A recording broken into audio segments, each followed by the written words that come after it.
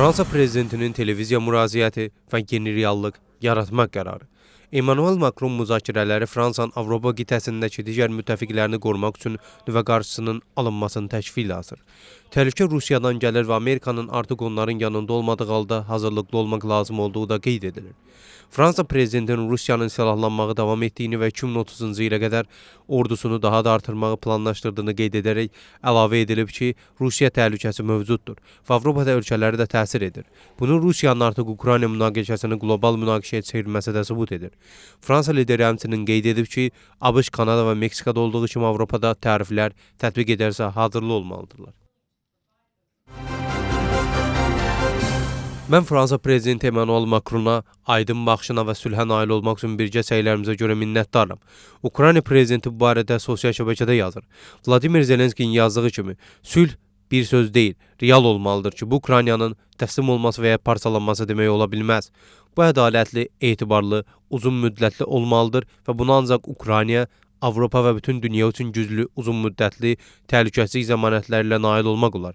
Biz Ukraynanı dəstəkləyən və Avropa müdafiə qabiliyyətini gücləndirən hər kəsin rəhbərliyini və səylərini yüksək qiymətləndiririk. Biz qarşıda günlərdə sülhə doğru addımlar üzərində birgə işləməyi səbirsizliklə gözləyirik. Vladimir Zelenski qeyd edib. Açığı desək, bu ABŞ-ın Ukraynaya yardım etdiyi nüvə qüvvələri və ABŞ-ın Rusiya arasında marinot müharibəsidir. ABŞ dövlət katibi Marco Rubio Fox News telekanalına müsahibəsində deyib. Onun sözlərinə görə, Donald Trump sülhə gedən yolun olub-olmadığını anlamağa çalışır. Rubio'nun sözlərinə görə Ukraynada müharibəyə son qoymaq üçün hər iki tərəfdən güzəşt tələb olunur. Vladimir Zelenskinin dünənki bəyanatı irəliyə doğru müsbət addımdır. Ağ Evin mətbuat katibi Karolin Levit bildirib. Məlum olduğu kimi, Ukrayna prezidenti və o və komandası uzun müddətli sülhə nail olmaq üçün Donald Trump'ın güclü rəhbərliyi altında işləməyə hazırdır, deyir. Ağ Evin mətbuat katibinin sözlərinə görə, bu yalnız düzgün istiqamətə bir hərəkət ola bilər.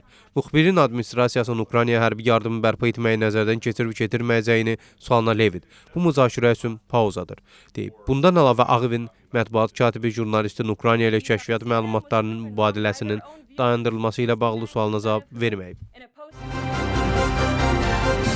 ABŞ prezidentinin Həmas tərəfindən girovların azad edilməsini tələb edir və bu barədə sosial şəbəkədə yazır. İndi girovları azad edin, yoxsa sonra cəhənnəm qiymətini ödəyəcəksiniz. Bu son xəbərdarlıqdır. Şalom Həmas, salam və ya vida deməkdir. Siz seçə bilərsiniz. Bütün girovları indi azad edin, sonra deyil, öldürdüyünüz bütün insanların cəsədlərini dərhal qaytarın, yoxsa bu sizin sonunuz olacaq. Yalnız xəstələr, vazğınlar cəsədləri saxlayırlar. Mən isə İsrailə hər şeyi göndərirəm, mənim dediklərimi yerinə yetirməsəniz, bu sizin son xəbərdarlığınızdır. Nə qədər ki, hələ yenə şansınız var, rəhbərlik üçün Qəzzanı tərk etməyin yaxşı vaxtıdır. Eləcə də Qəzza ahalisinə sizi çox gözəl bir gələcək gözləyir. Lakin əgər girovların olduğu halda yox, əgər bunu etsəniz, öləcəksiniz. Ağıllı qərar qəbul edin, girovları azad edin, elə indi, yoxsa cəhənnəm bədəlini ödəyəcəksiniz. Donald Trump yazıb. Son mərhələsinə qədəm qoya, mümkün seçki saxtakarlıq işinin istintaqı ikinci gündür ki, qiymətləndirilməkdədir. Müxalifətin fikrincə, seçkilərin saxtalaşdırılması faktır və araşdırmaya ehtiyac yoxdur.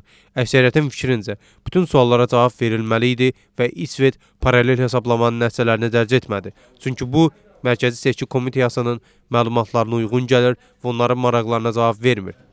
ABŞ prokurorluq indi İsveçdən 2024-cü il parlament seçkilərinin paralel hesablamasının nəticələrini tələb edir.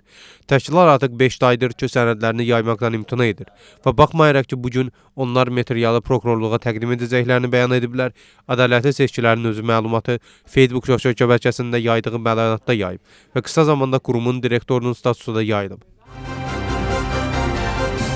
Müxalifətin böyük bir hissəsi 2025-ci ildə keçiriləcək yerli seçkilərdə iştirak etmək niyyətində deyil. Hazırda müxalifətdən əldə olunan məlumatlara görə planlaşdırılan seçkilərdə yalnız qirsi partiyası iştirak etmək niyyətindədir. Gürcü müxalifət partiyalarının əksəriyyətinin mövqeyini təxribat üçün qiymətləndirir və seçkilərdə iştirakdan imtinanı yalnız siyasi gediş adlandırır. Konstitusiyaya görə yerli hakimiyyət orqanlarına seçkilər oktyabrın 4-də keçiriləcək.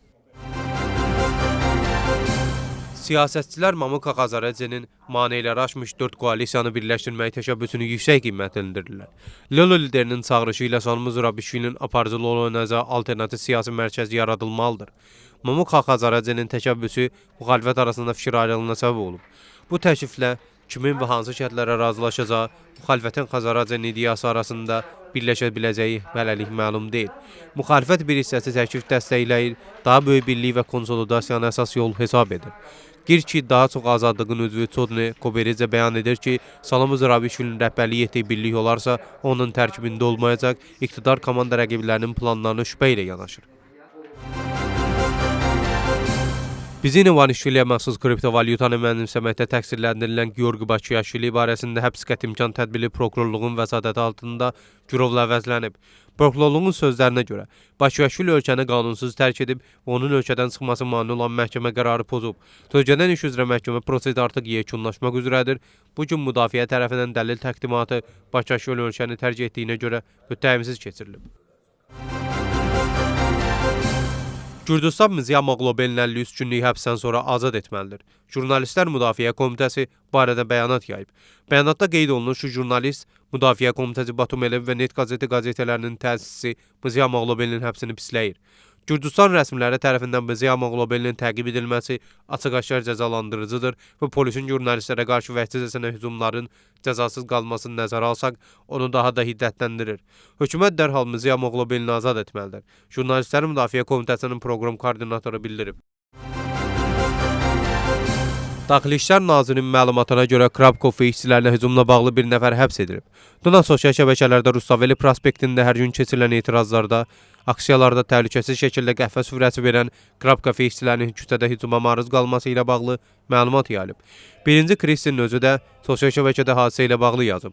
Dostlar, diqqətinizə və dəstəyinizə görə çox sağ olun. Hamınızın qayğısını qaldırırıq və sizi sevirik.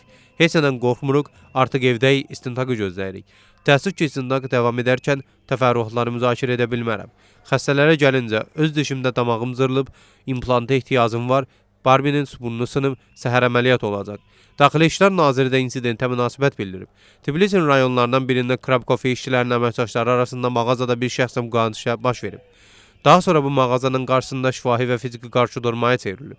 Hadisə ilə bağlı hüquq mühafizə orqanlarının əməkdaşları Cinayət Məcəlləsinin 126-cı maddəsi ilə araşdırmalara başlayıb. Hadisə ilə bağlı bir nəfərin saxlandığı bildirilir. Viva Media Klinikası bildirir ki, 48 günlük aclıq aksiyasını dayandıran Teymur Katamadzinin sağlamlıq vəziyyəti qənaət bəxşdir. Klinikada müalicəsi davam edir. Zurab Çixayzenin qeyd etdiyi kimi o bütün lazım analizlərdən keçir və yaxın vaxtlarda onun klinikayı tərk edəcəyi istisna edilmir. Gürcüstanda akreditə olunmuş qeyri-rezident səfirlər işğal xəttində yaxın yerləşən Odüsisi kəndinə səfər ediblər. Məlumatı Gürcüstan Xarici Nazirliyi yayıb. Elə onun sözlərinə görə diplomatlar yerlərdə mövcud vəziyyətlə tanış olublar, onlar işğal olunmuş ərazilərdə mövcud vəziyyət və yerli halin ağır humanitar problemləri barədə məlumat alıblar. Nümayəndə heyətinin Belçika Krallığı, Lüksemburg Böyük Hersoqluğu, Kipr Respublikası, Kamboca Krallığı, Tacikistan, Guatemala, Filippin, Pakistan, Somali Federativ Respublikası, Burundi və Malinin səfirləri daxildir. İşğal xəttində getməzdən əvvəl səfirlər etimadnamələrinin sürətlərini Xarici İşlər Nazirlərinin müavinləri Georgi Zurabišvili xəttına tutulacaqı təqdim ediblər. Gürcüstanın Xarici İşlər Nazirinin bəyanatında deyilir. Gürcüstan Milli Turizm Administrasiyası Almaniyanın Berlin şəhərində keçirilən beynəlxalq turizm sərgisində iştirak edir. 3 gün davam edəcək ETV Berlin turizm sərgisində Gürcüstan stendinin ziyarətçiləri Gürcü turizm məhsulları və Gürcü şərabı ilə tanış olmaq, turizm xidmətləri və istiqamətləri haqqında məlumat almaq imkanı əldə edəcəklər. ETV-nin Berlin çərçivəsində Gürcüstanın özəl şirkətlərinin nümayəndələri əməkdaşlıq məqsədi ilə xarici həmkarlarla görüşlər keçiriblər.